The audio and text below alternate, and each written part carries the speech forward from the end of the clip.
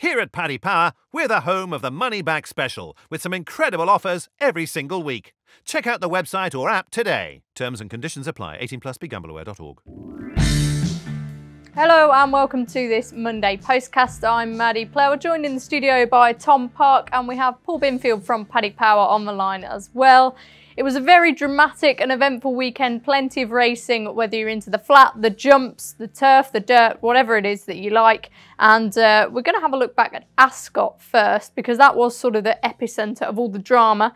With the incident on the screen behind us, we had Diego de Charmy come into the last in the listed 2-mile handicap chase, all but taking out Capeland. And Capeland subsequently disqualified Diego de Charmy, kept the race under Lorcan Williams. Park, it's divided a lot of people, this, with the rules. You know, is it unfair that Capeland was chucked out? Should Diego de Charmy have won the race? Did he jump the fence as far as the rules go? What are your thoughts on it? I think what was amazing about the incident is nobody actually knew the rules of... No. I mean, the presenters and everyone was talking about it after, going, well, has he jumped the fence or not? Does it count jumping down the side of the wing? My opinion is, I think that the horse did jump the fence, remarkably. I mean, he's kind of jumped the tall bit. It is very... I'm just looking at it behind you. It's still hard to believe. It is amazing what happened. Yeah, I am surprised it's not happened. I've never seen this happen before. And look, the anoraks were even like, we've never seen this before. I think the rules will change. They're going to have to come out and be clear about this so something like this doesn't happen again. You'd feel very aggrieved if you were the owners of Capeland. I interviewed yesterday, Yeah, I mean, I wonder whether the stewards would have had it, and it shouldn't matter, but because they were both trained by Paul Nicholls, they're coming from the same yard. I get that they're different owners. That might have just played a little bit into Diego de Charmy's favour. Look, the rules are, as long as they deemed Diego de Charmy to jump the fence, they can't really chuck it out because he's not affected the horses that eventually finished second and third. I think that Capeland probably would have won the race. What's amazing is Diego de Charmy's kind of had a history of throwing the towel in a finish, and he's come to a standstill there and actually rallied, which is amazing, really. It was a very difficult thing to kind of work out, really. I think the stewards got it right. It's very unfortunate for the connections of Capeland. Providing the horses come out of the race, I thought that was a really big performance first time out from Capeland. I think he probably would have gone on to win. I think he'd be even better at stepping back up in trip, and I'd like to see them go for the Bet Victor. I know that they mentioned it yesterday when you were speaking to them, but they also said they could come back for a similar race at Ascot. I think there's a bet in the Bet Victor, and that is a horse who is probably...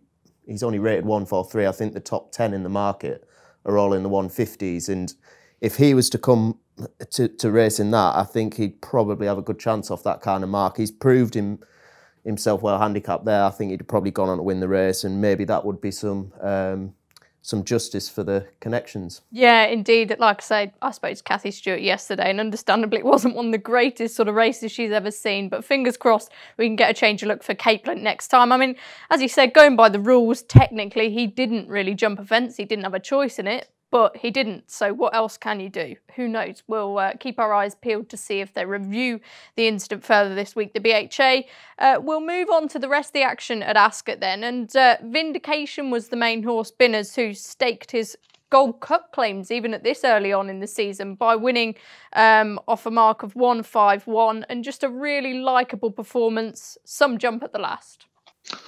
Yeah, brilliant to see Kim Bailey back with a lovely horse, Vindication. He jumped really well. We've made him 33-1 for the Gold Cup, Maddie. And a superb ride from David Bass. Yeah, he always tends to do very well on these front runners. Parky, I'm going to be a bit unfair now and shoehorn another horse we saw on Saturday, because he is in the Gold Cup market in Lost in Translation. Lots of people talking about him.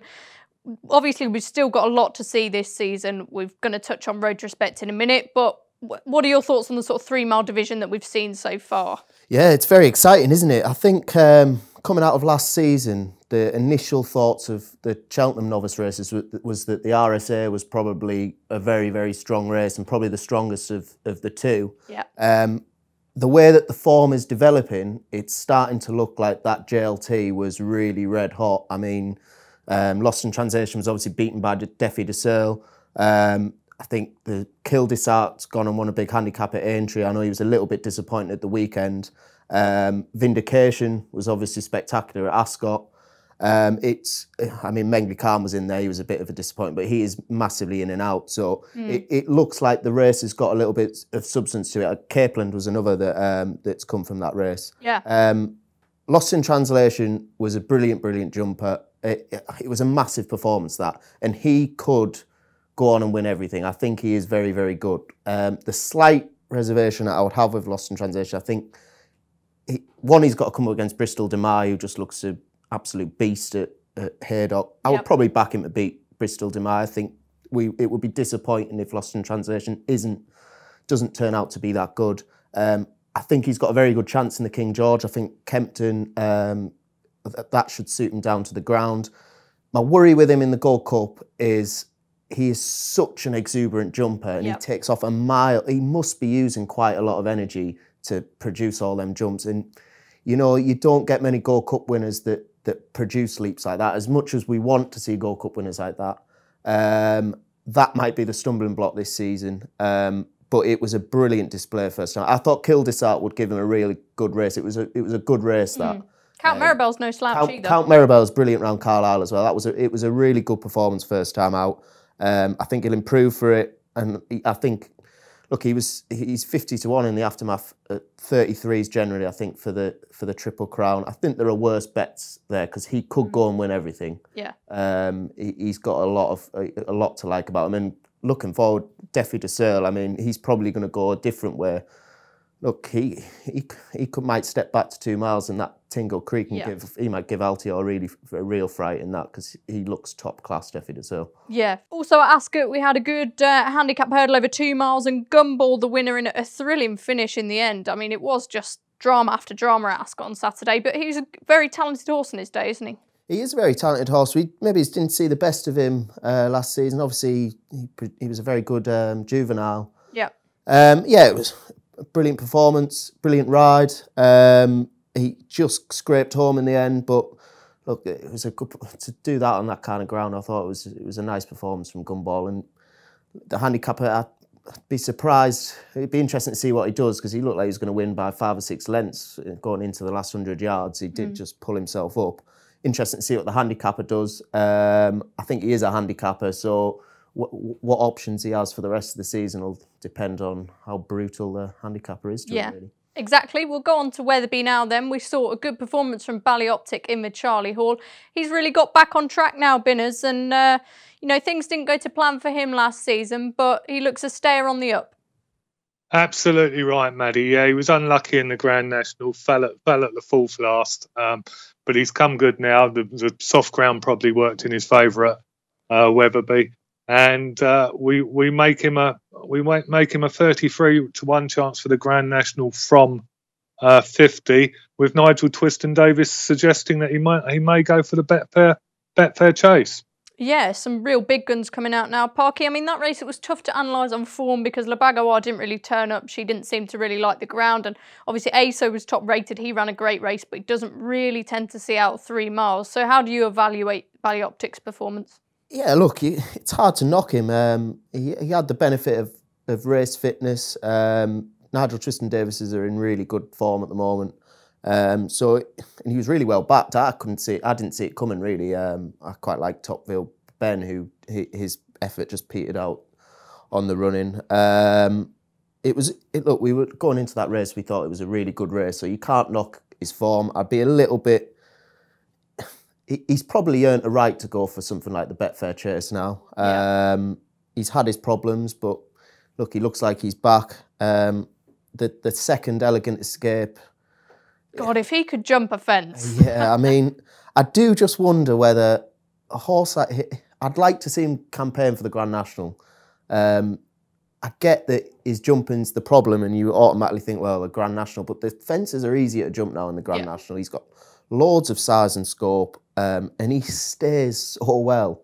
Tiger Roll is probably going to give him a chance at the weights because, I mean, he's off 160. If they could just drop him down a few pounds this season, if they were going to campaign him for the National, he's probably going to get in off a nice weight if Tiger Roll takes his chance.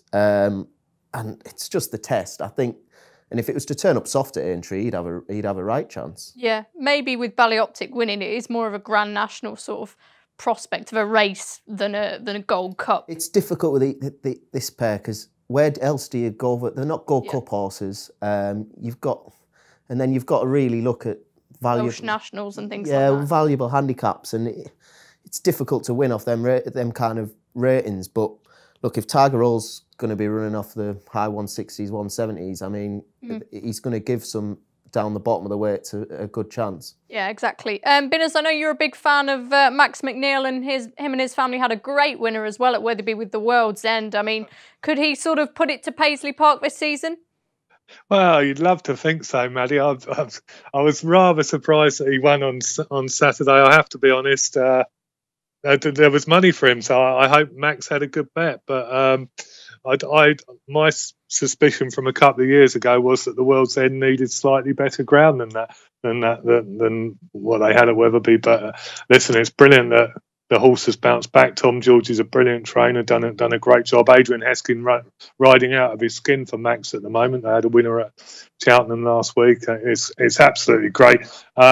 The World's End is in the Ladbrokes Trophy. He's 20 from 50 for that. But we put him in the Stayers Hurdle at 16 to 1 first show, Maddie, and let's hope he can win next time and go down to a single figure price.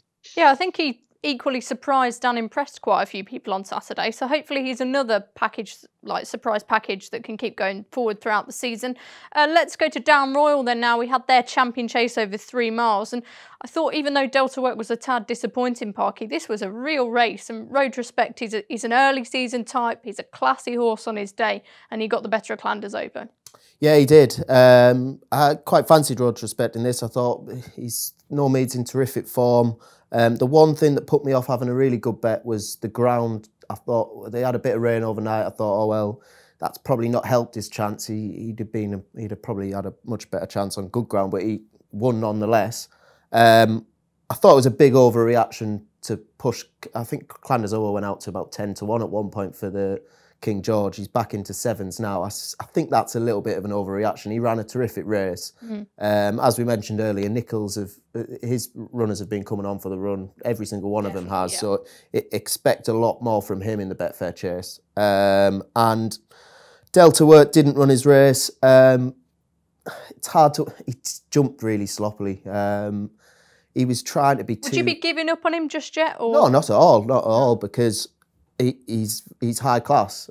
Seem a bit ring rusty. He just missed a few jumps. He was almost trying to be too good at his fences, and he's trying to jump too economically, and he just brushed through the top of a few, and it took its toll late on. He'll come on for the run, and I definitely wouldn't rule out Delta Work in the Gold Cup just yet anyway. Yeah, no, neither would I. I think definitely want to keep on side. There was Group 1 action on the all-weather at Newcastle on Friday, and Kamiko came out on top with a really impressive performance, Binners beating the Ballydoyle Battalion. And, I mean, I spoke to Andrew Boulding yesterday. He's keen to take on Pinatubo in the 2,000 guineas next year. Yeah, that'll be a bit of fun, won't it, Maddie? There looked to be no fluke about the win at Newcastle on Friday. Oisin Murphy had him in a nice position, and the market principles were behind him, and he went on and did it very well.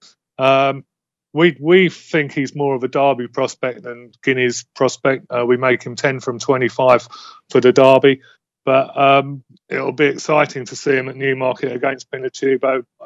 Whether Earthlight and people like that show up, I don't know, but well done to Andrew Boulding, and it's great that he's got another nice horse on his hands. It sure is, and people are going to draw parallels with Roaring Lion. Obviously, he was placed in the Vertem behind Saxa Moria, then went on to have that illustrious 3-year-old career.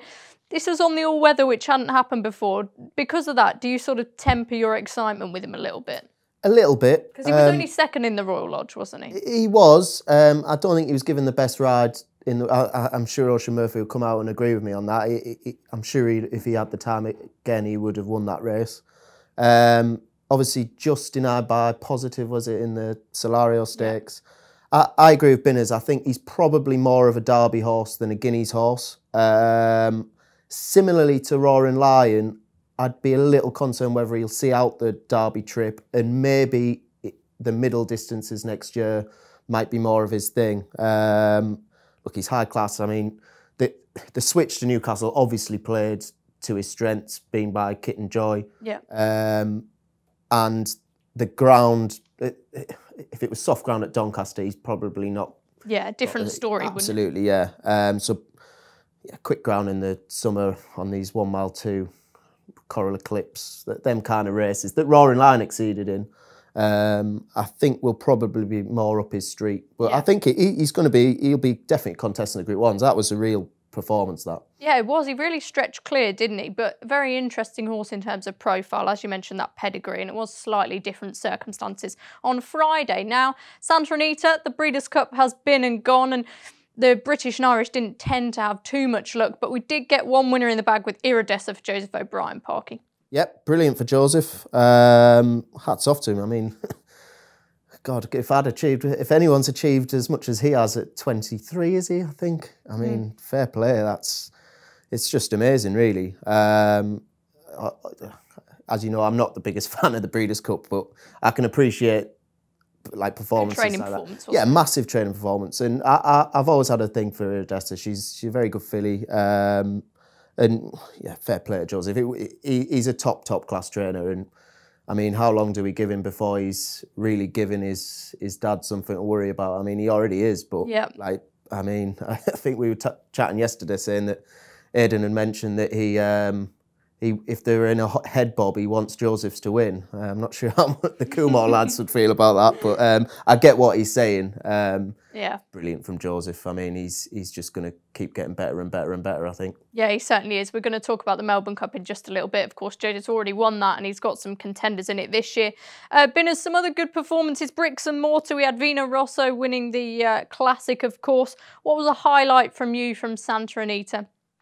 Well, it has to be Iridessa, doesn't it, Maddie? I must admit, I'd had 2 days on course at Newmarket on Friday and Saturday, and I watched Iridessa race and then went to bed. But not straight away at 9 o'clock, but I didn't see the later races. I guess from a point of the whole meeting, it was disappointing that Magical didn't make it, but she gave us some great memories, and wish her all the best in retirement. Anthony Van Dyke ran very well for Aidan against Bricks and Mortar, who was one of the well-fancied American horses. Bit disappointing from the European point of view, both in terms of quality, number and quality of runners, and number of winners. But there you go. Iridessa, what a highlight, and Parky's quite right. Joseph O'Brien, an exceptional young man. Yeah, exactly. Anthony Van Dyke was quite unlucky, but I think a good takeout. We must mention Tom Collins and Graham Rodway's brother, starring tipsters. I know Tom was keen on Uni, and G-Rod's brother tipped God knows how many winners. But we got some horses. I know they mentioned that Uni could come over for the Queen Anne. That'd be quite good. Midnight Bisou, she's been sort of keeping in training, even though the plan was to sell her. I think a similar story for Bellafina. So hopefully we'll get to see some of these American horses keep reproducing what they've shown on the track. We're going to talk about the Melbourne Cup just after the break, and also some of the high-class action this week. What's my horse's handicap? The fact that you're backing him? Everyone loves a newbie. That's why Paddy Power Games are giving all new customers 60 free spins on daily jackpot games.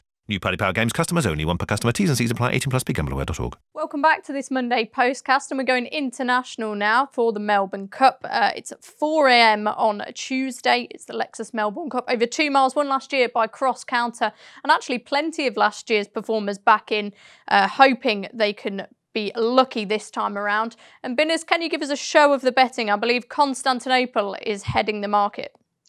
Quite right, Maddie. Yeah, 13-2 heads them up. Paddy's generosity knows no bounds on the Melbourne Cup. We're paying 6 places instead of 4 on this race.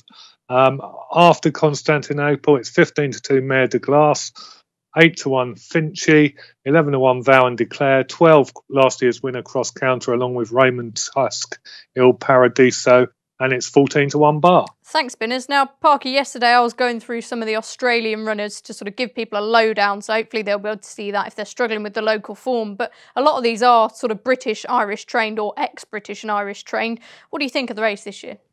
Yeah, the last few years, the British and Irish team have kind of been getting the better of things, really. It took a while to get a British runner, of course, but things are slowly turning, and I think they're probably going to hold their hand this time around. The one that I like is Prince of Arran. I just think I like the way that he's just improved with every single run this year. They've obviously been working backwards from this after his momentous run last year.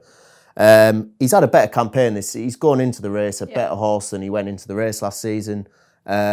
And I just think he's got a really good chance. I think he'd be a very popular winner.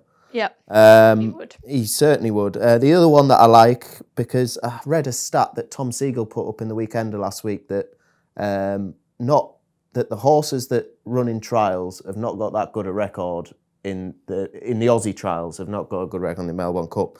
The one that I like is Twilight Payment for Mr. Magic Man, Joseph O'Brien.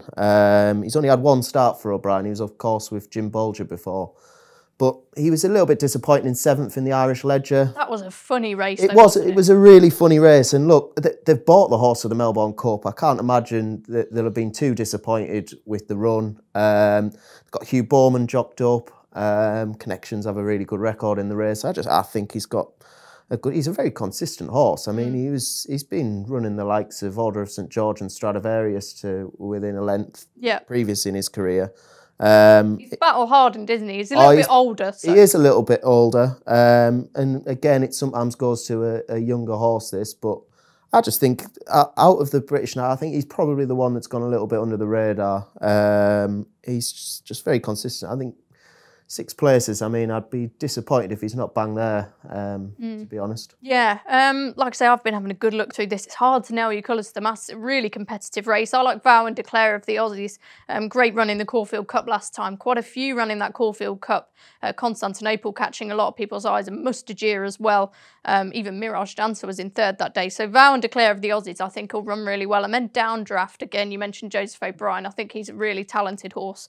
Easily won one of the trials last time, and I think he's got a lot left to offer. So my mind's not fully made up yet, but those are the 2 I'll go with so far. I'm a little bit worried about Constantinople, the way that he ran over here. He was a bit of a rascal at the finish. I can't have him. I love that, a bit of a rascal. Well, I mean, I backed him at Royal Ascot, and I thought he was going to go and win his race there. I was cursing Ryan Moore, and then he did it again the next time. Was it Goodwood? I think he did it. Needs to be delivered late, doesn't he? Yeah, and look, he's had a change of scenery. Maybe that'll do the trick, but I'd be a little. He's obviously ran well in the trials. Very talented, you would expect him to. Yeah. I'd just have liked to seen him really see out a finish, but yeah, I think he's worth taking on. Yeah, I agree, definitely. Obviously, he's got all the talent in the world, but he's clearly a bit of a thinker, and he's going to need a perfect ride. And in a race as good as this, he's going to need to apply himself at the finish. Binners, I mean, Parky's already mentioned Prince of Arran. Who do you sort of rate top of your list? Well, to be honest with you, Maddie, I need to watch your thing about the Australian horses, because I wouldn't really have much of a clue about those. So I'll have a look at that. But if I'm going to go for one, I'm going to go for Cross Counter, last year's winner.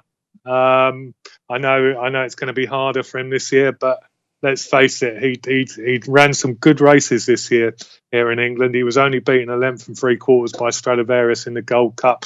He was 2 lengths behind the same horse in the Goodwood Cup. He's won Group 2s in abroad, and so he's very, very close to being a top class horse in his own right. And this is a handicap. So I'd love to see Cross Counter do the business again for Charlie Appleby. Yeah, it was a brilliant win last year, wasn't it? I mean, you don't see Melbourne Cups usually won in the fashion that he did. Right, we're going to go over to the jumps now. And Exeter tomorrow's stage there, Grade 2, is the Coral Holden Gold Cup. Great race, this remarkable little horse in God's Own. He won it in 2014 and again last year. He's back, as well as Janika, Charbel, Dolos, Destria and Layla Lawler. We'll have that discussion some other time, Parky. Who would be your number one in this? This is a really tricky race, one that I don't think that I'll be having a bet in, and I would love to have a bet in this race. God's Great Own. horse have won it, haven't they? Yeah, I mean, yeah, Q Card used to always get beaten it, which was much to my disappointment. But look, God's Own is a legend, he's 11 going on 12, but you wouldn't have known that the way that he ran against Altior last time. Tom George is in really good form, which he wasn't really last season, yet this horse still ran his races. Yeah. Layla goes well fresh. I'm interested in him for sure. Not sure whether he'll want this. I know he's won a Grade 1 and soft ground, but over this kind of trip, the way that he won at Cheltenham last year, I just thought, he's probably a bit better on better ground, really. It's hard to know what to make of him, isn't it? Yeah, look, Dolos, Nichols have been going on for the run. Charbel was very disappointing last time, but second time after a wind-up, maybe he'd be the one that I would be inclined to back in Charbel. I can't bring myself to backing an 11-year-old who's giving weight to the majority of the field. Janica looks badly handicapped. And Charbel's the one, I can probably forgive him the last run. Just remember what he did to God's Own in the Peterborough Chase last year, where he really took the race apart. Yeah. Yeah, he'd be the one that I would side with, I think. Yeah, he is a real hero, though, God's Own, isn't it? We love to see these old chasers come back year and year. And I think, didn't he get a bad injury, or he's pulled up in a good race a couple of years ago? Thank God he's still about, because we really do appreciate seeing him on the track. Binners, do you think he can do it again? I mean, 3 Holden Gold Cups, that would be extraordinary. It would be extraordinary, and what great scenes that would be, Maddie. I'd love to see him do it, but I'm siding with Parky on this one. Charbel, he admittedly only 7th on his seasonal debut, but as Parky said, he's had a wind-up, and also last season he got beaten at Perth first time out, and then he won next time at Chepstow. On the ground Exeter on Tuesday, I think a run may well be an advantage. So for that reason, I'm siding with Parky and going for Charbel. Okay, brilliant. 2 votes for the same horse then. One of the most exciting novice hurlers from last season is hopefully going to be out on Thursday at Newbury, and that's Champ. Well named. He's in a novice chase at Newbury. Birchdale also entered, and countless other brilliant horses. Obviously, we've yet to see final declarations for that, Parky, but how high do you think Champ can go in the novice chase division? I really like Champ. I've already backed him for the RSA. Taking a bit of a chance because he might go down the 2.5 mile route, but I just like the way that he just cantered all over everything at Aintree and then saw out the trip really well. What's amazing is when he won that race at Newbury, was it last year, when he kind of just, I thought, he's got lots of speed. I was thinking they might... Challow, was it? The Challow, yeah, he won the Challow, and then he won a handicap, I think, where he just went tearing off, and then they let them come back and then just kicked away again. It might have been the Challow way. He just produced something. I thought, I'd be tempted to go down the Supreme route with him. He ended up winning pace, is he? He isn't short of pace, and it was in the back of my mind when I was placing the bet on him to win the RSA. But I think that they were when he saw out the trip so well at Aintree, and when you've got a horse who has got a bit of speed about him, who stays so well, they tend to hold a big class edge. And look, we saw how good Sam Crow was the other day. They might just be trying to avoid him come March if he goes on and proves to be the horse that he was a couple of seasons ago. Whether he runs in this, I'm not sure. He said that Henderson might have tweeted. I saw a tweet from Henderson, that they scored very well and they're happy to go. But yeah, because in the stable too, he said that we were looking for a 2.5 mile chase to kick him off with. So I thought Birchdale might be the one in this race, but whoever they run, I mean, Birchdale, forget his run in the Albert Bartlett, that can be a horrible race. The fact that he was pulled up a long way out wouldn't worry me at all. I think that only helps him for the future. He looked a horse going places, and he's reportedly schooled really, really well over fences. So 2 very nice novice chasers for JP McManus and Henderson this season. It'd be interesting to see whether they keep them together, get them separate. I have no idea which one will run, but either, I think, is hugely exciting for the rest of the season. Yeah, exactly, and it's just this brilliant time of year, isn't it, where every week there's more and more horses coming out. You mentioned Sam Crow, he was brilliant the other day. Let's move on to Saturday then. Wincanton is the feature card, and we've got the Grade 2 Rising Stars Novices Chase, over 2.5 miles here. Always produced a good horse. Obviously, Paul Nicholls tends to target this meeting, but none of his sort of at the top of what you'd think would be the market here. Reserve Tank, I guess, is the talking horse. He was a little bit disappointing at Chepstow chasing debut behind, who was that horse? Fergal O'Brien's. Can't remember what it was called. That's fine. It'll come to me in 1 minute. Jarvis Plate. There you go, Jarvis Plate, yeah. Yeah, what did you think of that performance? He looked like he was going to win, and then it just didn't really happen.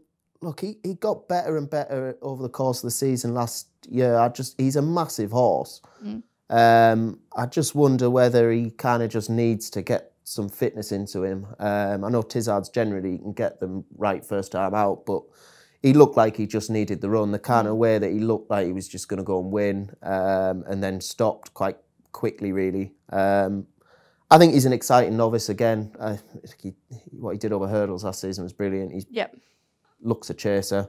Didn't jump too badly in the hole. I wouldn't give up on him just yet at all, really. I think he's still one that's bang up there in the top of the novice list, and this is going to be his big test. So he's got to go and win this weekend. It'd be disappointing if, looking at the field anyway, if he wasn't going to go and win well. Yeah, exactly. That's some of the others I wrote down. Vision de Flow, another one for Tizzard, and if you say run, represents Paul Nicholls, but arguably would have to take a step up on last season's form. Binners, any thoughts on the Rising Stars Novices Chase? Well, another interesting one in the race is Ballymoy for Nigel Twiston-Davies. Man, he's not far away on official ratings over hurdles. He wasn't too fluent on his chasing debut, so I'm sure Nigel will have done plenty of schooling with him at home. He's interesting, and you mentioned Vision de Flow. It's a very interesting horse. Be interesting. He's entered in that race at Newbury that we just talked about, and this race at Wincanton. Be interesting to see where he shows up. But on his second attempt at chasing, really, he's had one go before, and he unseated Tom Scudamore. So. Hopefully he can do better this time, but you know he'd certainly have a big shout in this race if he can take to the bigger obstacles. Yeah, exactly. It's interesting always seeing these horses that have gone hurdling then chasing. I mean, Blackop comes to mind. He looked really good at Stratford the other day.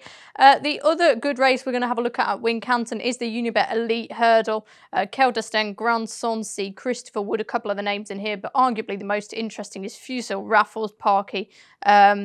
I mean, he was very impressive when we saw him last season. Do you think he can be a champion hurdle candidate down the line? Could well be.